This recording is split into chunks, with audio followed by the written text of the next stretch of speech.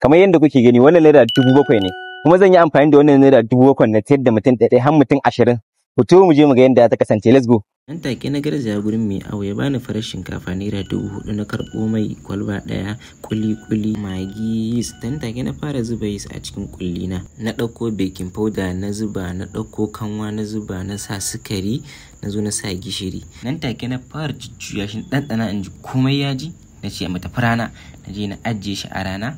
Na dawo ina dan daka kuli na dawo na tarar ya kumba, na ce raba shi zuwa gida uku mana. Na fara hada wuta na yi suya, gashi nan gawayi na sa wuta ta kai wuta, na zo na fara jujjuyawa, zan fara suyawa.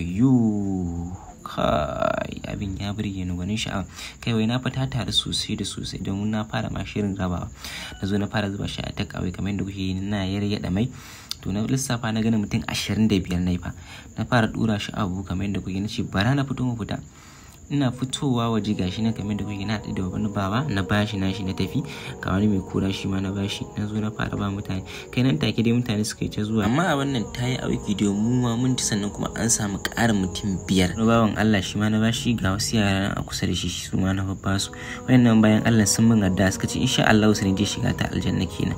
Na ba wannan baiwa Allah ita ma nayi gaba ga baba shi ma na bashi. Wannan bawan Allah shi ma ya mun addu'a wallahi na ji daɗi kuma wallahi tallahi.